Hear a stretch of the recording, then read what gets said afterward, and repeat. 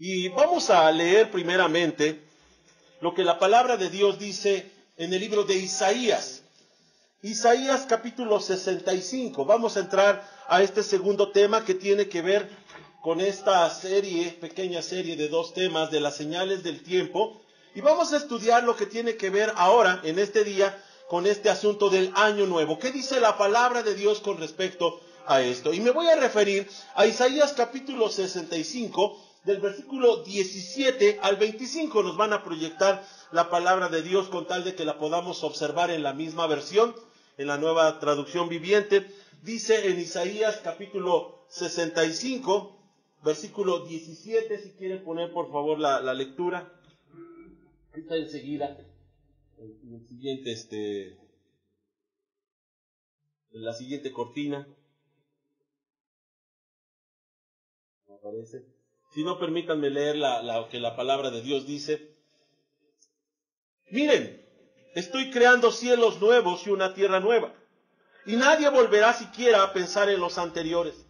Alégrense, regocíjense para siempre en mi creación, y miren, yo crearé una Jerusalén que será un lugar de felicidad, y su pueblo será fuente de alegría.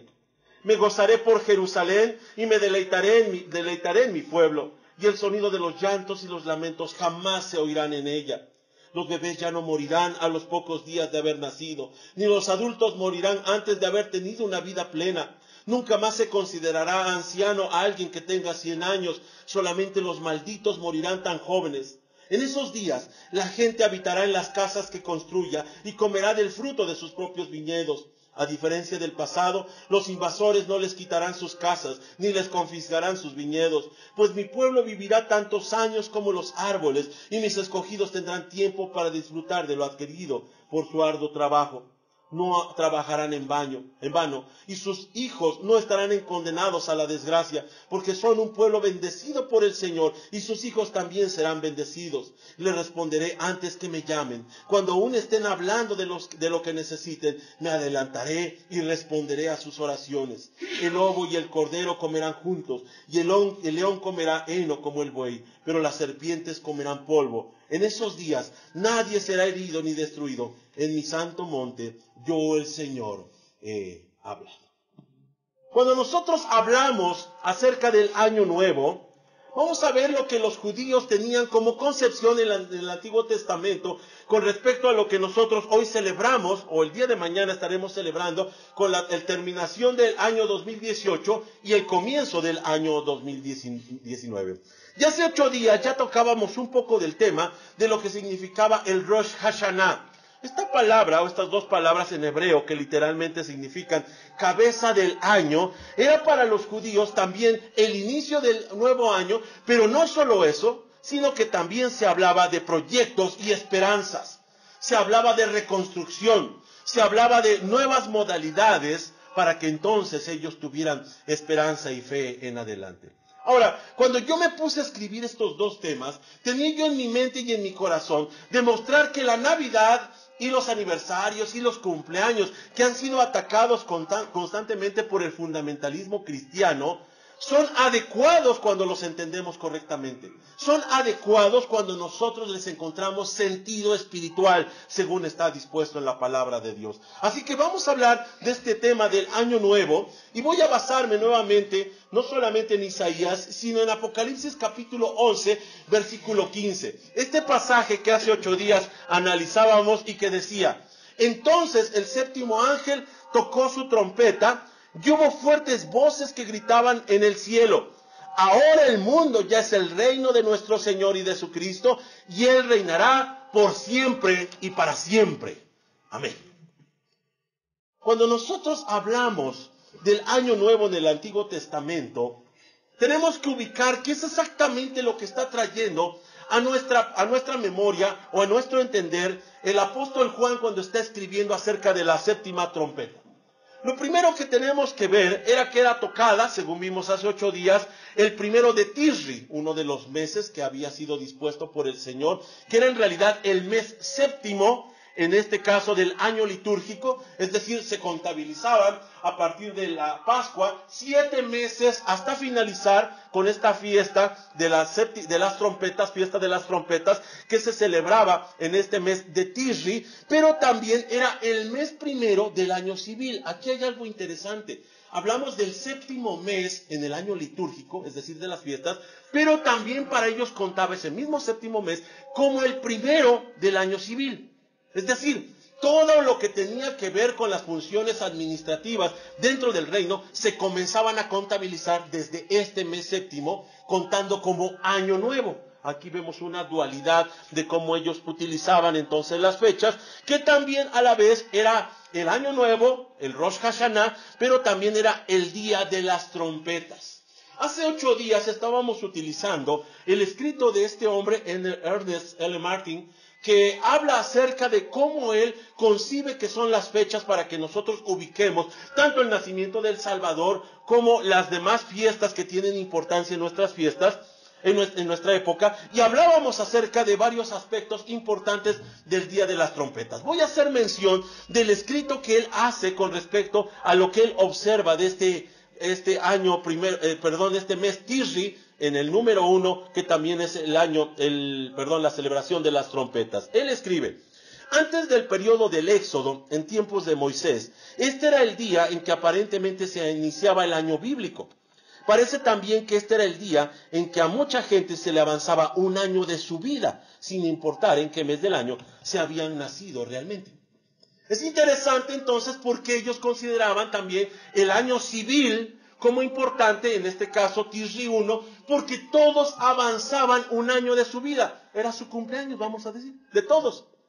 Independientemente en qué fecha se había dado, todos eran contabilizados entonces con un año en adelante como celebración de su aniversario, de su nacimiento. Aquí hago alusión un poco a este movimiento fundamentalista que ha llegado no solamente a desacreditar lo que tiene que ver con el árbol de Navidad, ni con la Navidad misma, sino que también insiste que ni siquiera los cumpleaños son algo que bíblicamente se deba celebrar.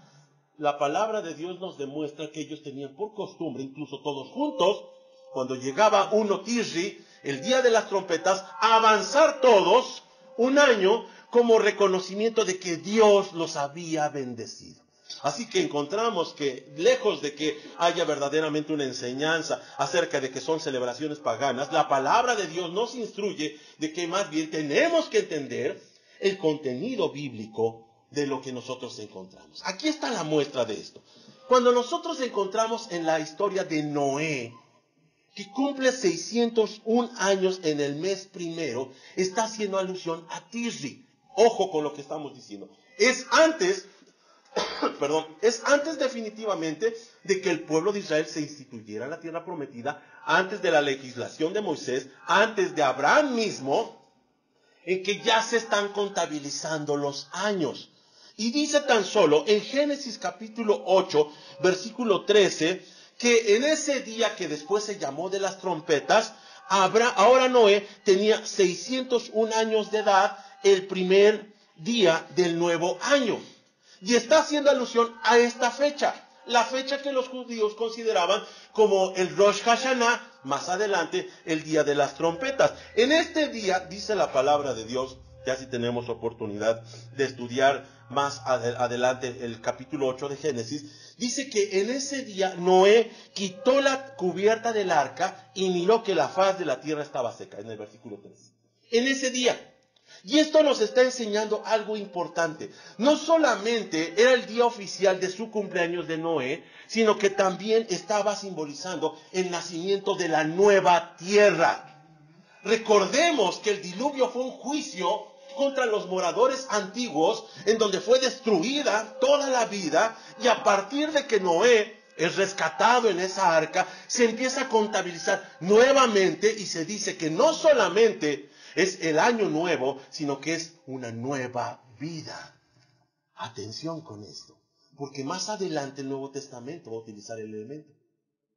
Noé entonces está viendo florecer nuevamente la nueva creación. Está viendo cómo se recrea, cómo se restauran todas las cosas. El judío no solamente estaba pensando en el tiempo cronológico, está pensando en el día que Dios hace nuevas las cosas, nos da nuevas posibilidades y nuevas oportunidades. Ahora, este asunto que cuando nosotros vemos el año nuevo es tan importante que inclusive nosotros podemos rastrear el primer día de la creación, según lo que dice Génesis 1:5, como 1 Tisri. Miren lo que dice la palabra de Dios en Génesis 1:5, y estoy utilizando la BTX4 para ilustrarme. Y llamó Elohim a la luz día, y a la tiniebla ha llamado noche, y hubo tarde, y hubo mañana, y dice, día 1. En la mayoría de versiones dice, y este fue el primer día. Aquí no, dice día 1. Es decir, a partir de aquí se contabiliza todo. No está hablando del tiempo cronológico, sino está hablando de la importancia del día. El día que está creando Dios todas las cosas para generarnos a nosotros una historia de bendición. Se empieza a contabilizar y entonces se considera que ese día 1 de Génesis 1:5 es 1 Tisri. Se empieza a dar cuenta de la importancia de lo que estamos hablando. Ahora, cuando nosotros hablamos acerca de este evento, hablamos de que la pareja, sin duda alguna, fue puesta en un tiempo de otoño. El tiempo de otoño es cuando las frutas ya estaban en los árboles. Las frutas estaban dispuestas para ser comidas inmediatamente. Y entonces encontramos en Génesis 1:29, capítulo 2, versículo 9 y versículos 16 y 17, que está hablando de este periodo tan especial cuando sugiere que entonces Génesis y el comienzo de la creación fue sin duda alguna en 1 Tisri. Allí comienza la historia. Allí comienza entonces todo el desarrollo que nos presenta la palabra de Dios. Y no solamente entonces lo que nosotros leemos en el caso de Noé significa su cumpleaños, sino que sigue hablando acerca de la renovación de la tierra, sino que también además está hablando del cumpleaños de la creación misma de Dios. Ahora, esto para nosotros puede resultar un poco difícil de entender, pero actualmente los ancianos judíos, dentro de los servicios de las sinagogas, ellos siguen considerando que el día de las trompetas es el día también en donde se conmemora el principio del mundo. El principio del mundo que ellos reconocen que inició en una fecha en particular. Esto entonces nos empieza a hablar algo muy importante que nosotros no hemos captado. Hemos sido acusados de que nosotros hemos tomado una celebración pagana y que como cristianos celebramos inapropiadamente, cuando la palabra de Dios nos insta a que vayamos a buscar dentro de la profundidad de la palabra de Dios y entonces consideremos las fechas con cuidado como símbolos en este caso del nuevo mundo. Pero dijimos al principio que era más que un aniversario de la creación física. Ellos miraban, sin duda alguna, en el año nuevo, la renovación de todas las cosas. Mire, un poco en nuestra cultura occidental, se supone que nosotros cuando esperamos el año nuevo, nos fincamos nuevos proyectos, queremos nuevas planificaciones, hacemos hasta una lista de deseos que queremos realizar con miras a la esperanza de querer superarnos o ser mejores. Aunque ya se ha vuelto más bien comercial, aunque ya se ha vuelto más bien algo que tenga que ver con asuntos mundanos, la verdad es que la palabra de Dios sí nos demuestra que la idea del año nuevo estaba sugiriendo cuando el mundo renace y hay nuevas oportunidades. Ahora, junto con lo que acabamos de decir, también era ese mismo día, el día exacto cuando los reyes se coronaban. Aquí entonces encontramos una conexión con lo que está diciendo sin duda alguna Juan en Apocalipsis 11:15. Él está diciendo que en ese día el séptimo ángel toca la última de las trompetas y entonces hay una coronación, la coronación más grande, la coronación del Señor Jesucristo, porque gritan en el cielo, ahora sí, el mundo y el reino es de nuestro Señor y de su Cristo.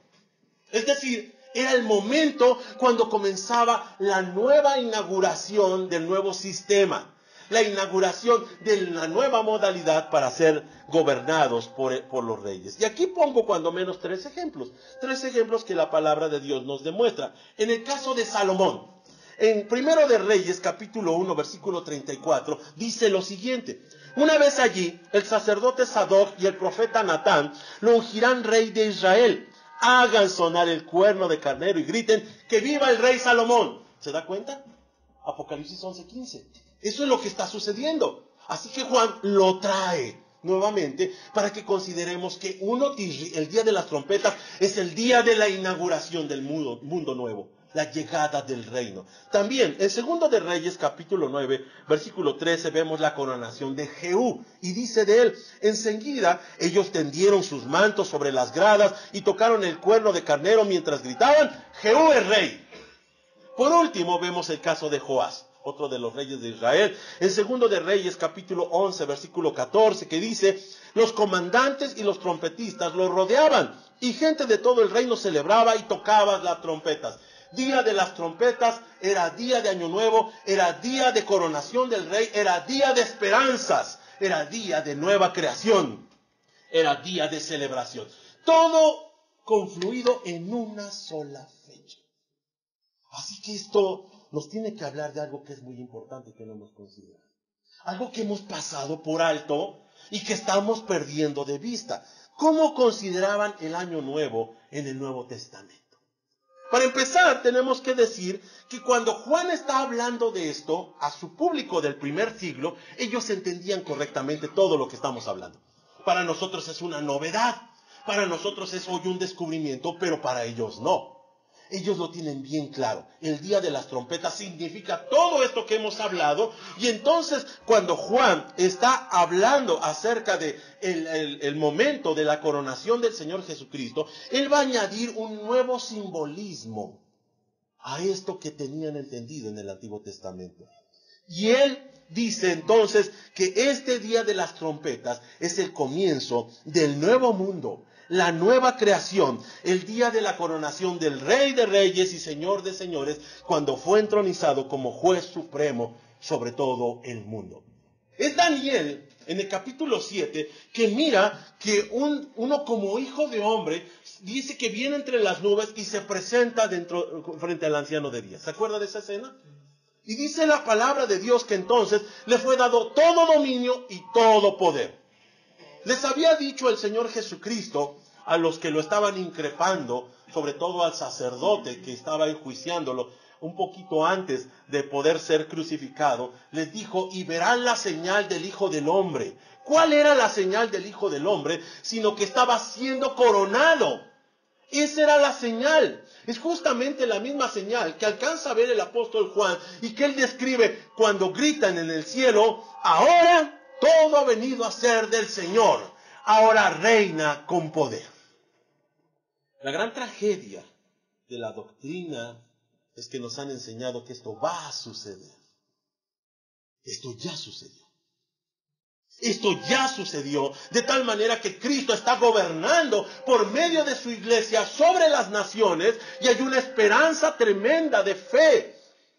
Cuando nosotros estamos mirando esto, lo vemos hacia el pasado y vemos cómo ellos estaban mirando la coronación del Rey de Reyes y Señor de Señores. En Apocalipsis 12:1, hace 8 días estábamos analizando que cuando Juan describe, ¿se acuerda usted?, a esta mujer que está en dolores de parto, y dice Juan que estaba coronada por 12 estrellas, con el sol vistiéndola y con la luna debajo de sus pies. Habíamos aclarado que no tenía nada que ver ni con la Virgen de Guadalupe, ni la Virgen María, ni ninguna otra imagen, sino que era una imagen cosmológica que estaba describiendo el nacimiento mismo del Señor Jesucristo, porque en los versículos que subsiguen está diciendo que Él es el que gobernaría con poder, con soberanía.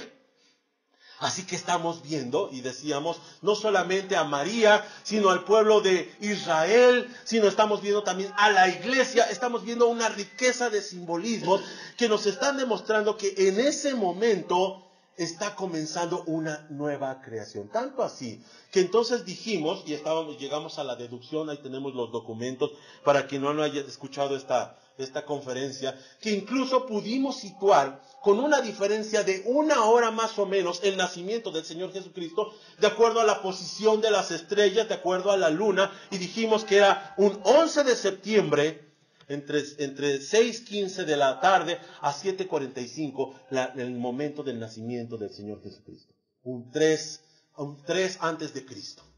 Hasta eso pudimos nosotros llegar a concluir. ¿Por qué podemos saberlo? El Señor Jesús había hecho una reclamación amarga a los sacerdotes, a los religiosos, en que decía que sin duda alguna ellos sabían acerca de los tiempos y del temporal con respecto a los asuntos agrícolas, pero no se habían dado cuenta de que era el tiempo del Señor y que se había cumplido todas las cosas. Incluso habíamos dicho acerca de cómo los magos de Oriente vinieron porque vieron las señales en el cielo que demostraban que había comenzado una nueva era.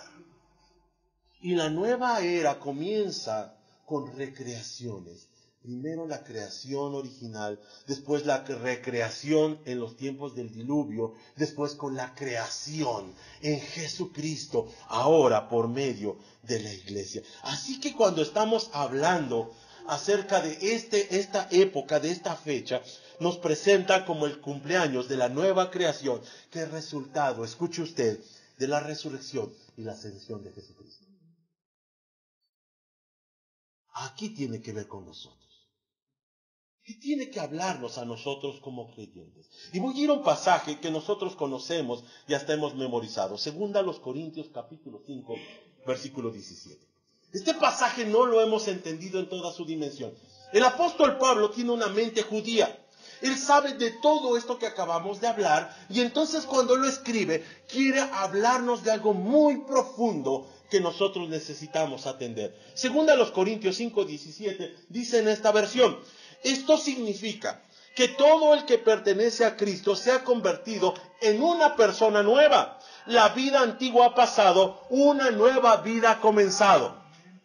Él tiene en su mente Rosh Hashanah. Él tiene en su mente muy claramente la nueva creación. Todos los simbolismos del Antiguo Testamento se cumplen en Cristo. Y él dice, todo ha pasado, ha comenzado una nueva creación. Así que Pablo nos está hablando de que el símbolo del nuevo tiempo ahora había comenzado en Cristo. Pero Pablo, ¿de dónde tomó la idea? Isaías 65.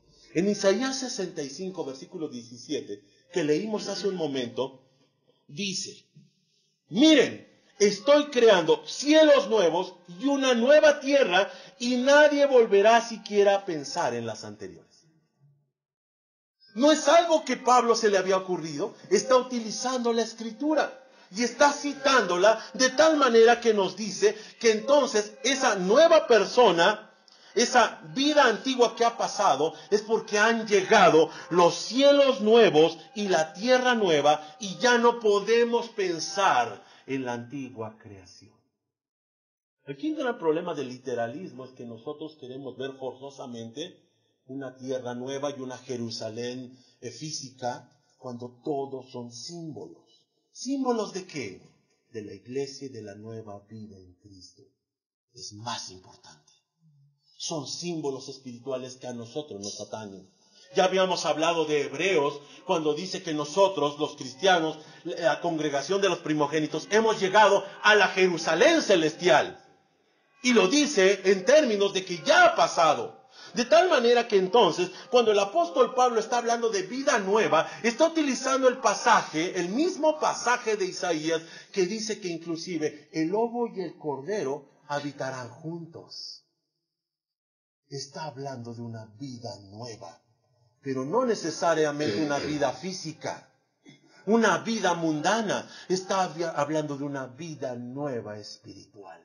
Está hablando de la riqueza más grande que puede encontrar el ser humano cuando ha sido recreado ahora por el nacimiento nuevo y por medio de la muerte en Jesucristo y la resurrección en Él. Nosotros hemos sido hechos nuevas criaturas. Así que la enseñanza es esta. Cuando nosotros miramos todo esto, nos damos cuenta que el creyente está invitado a abandonar completamente las viejas formas de vida que caracterizaban lo que antes éramos.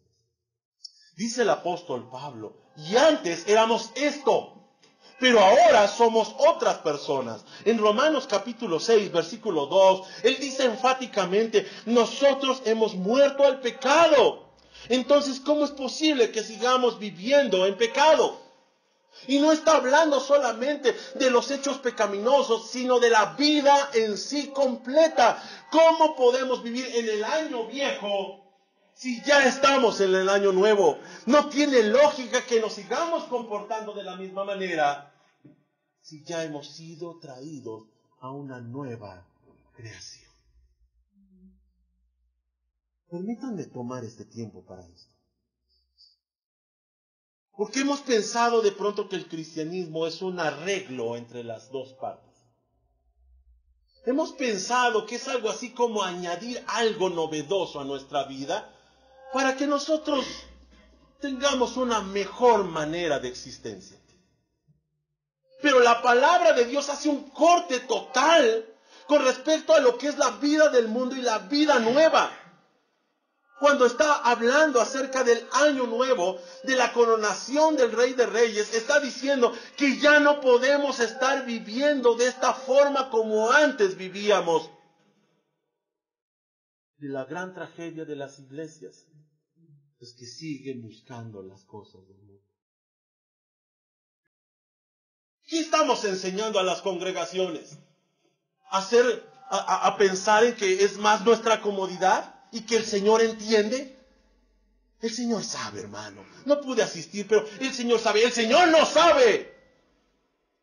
El Señor no entiende por qué nosotros tenemos esta displicencia. El Señor no sabe por qué tenemos esta indisciplina. El Señor no sabe y no entiende por qué tenemos esta falta de amor si estamos en una nueva creación. Hermanos míos, no puede ser posible que nosotros tengamos problemas económicos. No puede ser posible que nosotros tengamos esta asistencia.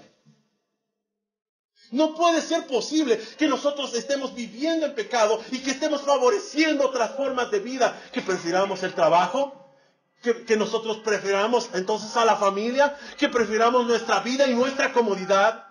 ¿Cómo vivimos en el año antiguo si ya estamos en el año nuevo que comenzó en Cristo? Esto es un llamado para el creyente. Cuando está hablando la palabra de Dios acerca de que son nuevas todas las cosas, es porque usted y yo ya no podemos seguir igual. Es indigno a veces como vivimos como cristianos. Con mediocridad, con apatía. Y pensamos, bueno, estamos en la gracia. El Señor lo entiende. He rogado tanto al Señor por una cosa. Permíteles a mis hermanos que a tiempo puedan considerar tu llamado antes de que vengan las verdaderas pruebas. Antes de que vengan los días difíciles en donde seamos probados y donde seamos requeridos por la enfermedad, por la muerte, por la crisis. Hermanos míos, hoy es el tiempo para reconsiderar que estamos entrando a una nueva oportunidad. El día de mañana lamentamos todo. El día de mañana sufrimos porque hemos perdido, porque no hemos sido favorecidos de alguna forma. Todo por no entender que el que está en Cristo es una nueva criatura. Tendríamos que recalibrar todo. Tendríamos que reconsiderar desde cómo comenzamos nuestros días. No tenemos tiempo para leer la Biblia, pero sí tenemos tiempo para el celular. Tenemos tiempo para la televisión. Tenemos tiempo para el trabajo. Y ahí entregamos todas nuestras fuerzas. Y al Señor llegamos en las noches tan cansados que solamente oramos 2 minutos y le decimos, Señor, perdóname. Tú entiendes que estoy cansado. Esto no es de vocación de cristianos. Cuando nosotros estamos viendo que la dimensión a la que estamos siendo introducidos por medio de Cristo al reino, la manera como nosotros tenemos que vivir y que tenemos que responder es totalmente nueva. No podemos nosotros acortar nada, ni tiempo, ni esfuerzo, ni economía. Nosotros debemos de estar en una modalidad más que dispuesta, porque estamos reconociendo que todo lo viejo ha pasado.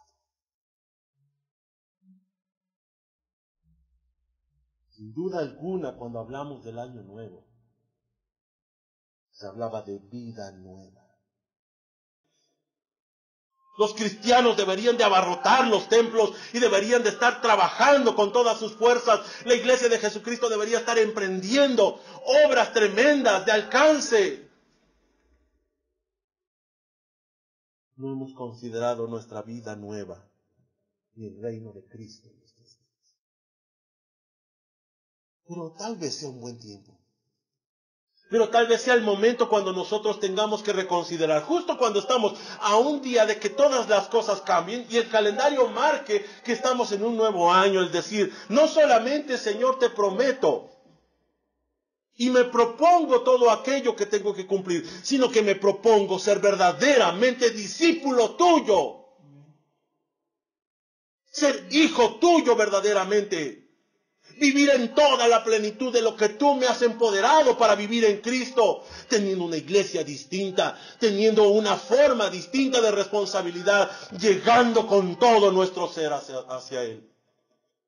Hermanos míos, cuando hablamos acerca de la realidad del cristiano, parece que no hemos probado ni siquiera lo mínimo de poder que el Señor tiene dispuesto para su iglesia. ¿Qué le parece si para este año lo hacemos? ¿Qué le parece si para este año nos proponemos? ¿Qué le parece si para este año, en lugar de primero checar el celular, oramos? En lugar de primero llenarnos de noticias, primero vamos a la palabra. En lugar de preferir el trabajo o de preferir situaciones familiares, primero llegamos a la iglesia.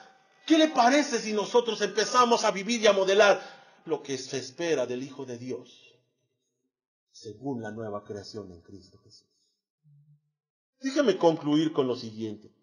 Cuando nosotros hablamos de símbolos, entonces nos damos cuenta de algo. No se trata de información, se trata de verdades espirituales del cristiano. Tenemos que investigar, tenemos que analizar, tenemos que estudiar, tenemos que profundizar para que nuestras vidas estén establecidas en la verdad. Lejos de rechazar ignorantemente estos símbolos como hace el fundamentalismo, debemos aprovecharlos para hablar de la realidad del reino. En Cristo es una nueva creación. El día de mañana muchos estarán haciendo promesas, estarán haciendo propuestas personales, y estará bien. Lo que nosotros hoy necesitamos es tomar el tiempo para decir: Señor, basta de juegos. Ahora reconozco que estoy capacitado por medio de la muerte y resurrección de Cristo para vivir una verdadera vida en Cristo.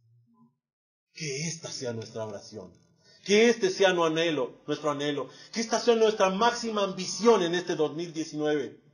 Yo me acuerdo que tenía un amigo, ya no lo he visto aquí en Puebla. Él decía: ahora ya ha pasado aquello de que yo deseaba acercarme a Dios. Ahora mi anhelo es vivir verdaderamente como cristiano. 24 horas, 7 días a la semana, sin ninguna concesión, decía él. Y si caigo, abogado tengo para con el Padre. Pero yo puedo levantarme y vivir la vida plena en Cristo, y con esto dar testimonio vivo de que está reinando sobre mí. A mí me impactó tanto eso, que una persona tan nueva en ese momento estuviera diciendo algo tan profundo para mí, que tenía yo años en el Evangelio, que me hizo descubrirme. Entonces no es esto lo óptimo que estoy viviendo. Hermano, se lo puedo decir. De cualquiera de nosotros que estamos aquí en este lugar, no es digno como vivimos como cristianos. No es digno, no es suficiente, no es adecuado. Necesitamos vivir a la altura del Salvador. Así que si hacemos esto este año, no solamente glorificaremos al Señor, no solamente transformaremos todas nuestras luchas que tenemos constantemente, sino que daremos testimonio vivo, fiel, real, de que Cristo mora y gobierna en nuestras vidas. Se podrá decir, como sucedió en Apocalipsis 11:15, ahora el mundo ya es el reino de nuestro Señor y Jesucristo. Ahora gobierna. Acompáñeme a orar, hermano mío. Acompáñeme a considerar las palabras con cuidado. Acompáñeme a decir como yo: como lo tuve que hacer en estos días. No es suficiente lo que estoy haciendo. No es digno como estoy viviendo. Necesito, Señor, alcanzar tu propósito. Oh Señor del cielo, te pedimos que entonces transformes nuestra mente. Porque no se trata de conocer un poco más, Señor, sino se trata de ser tocados íntimamente, Señor, por tu palabra. Yo te ruego, Señor, por tu iglesia, no solamente la presente delante de mí, que me has dado privilegios de pastorear, sino la iglesia de Jesucristo, Señor. Para que podamos nosotros ser tocados y transformados completamente con esta realidad que el apóstol Pablo declaraba, que somos nueva criatura y que las cosas viejas han pasado. Que podamos celebrar, Señor, verdaderamente cada día el aniversario de la nueva creación en Cristo, llenando de esperanza nuestra vida, llenando de fe, llenándonos, Señor, de gratitud hacia tu vida. Hoy te pedimos, Señor, entonces que tú permitas que llenos de esta conciencia podamos transformar todas las cosas, Señor. Que tu Espíritu Santo nos dirija y que nos enseñe a vivir, Señor, dentro de la altura de lo que tú tienes que tienes que recibir. Te pedimos, Padre de amor, que a cada uno de nosotros nos instruyas y que a tiempo, Señor, llegue tu llamado antes de que venga el momento de la prueba y de la necesidad. Nos ponemos en tus manos, Señor, llenos de ilusiones, llenos de proyectos, llenos de anhelos, Señor, para que tú cumplas, para que tú, Señor, engrandezcas tu nombre. Que nuestro máximo anhelo seas tú, Señor. Que nuestro máximo anhelo y trabajo sea tu iglesia. Que nuestro máximo compromiso sea contigo, Señor. Te pedimos entonces que con este llamado que hoy agradecemos puedas glorificar tu nombre en todo este año 2019. Te agradecemos, Señor, por tu amor y por tu llamado, en el precioso nombre de Jesucristo nuestro Señor. Amén.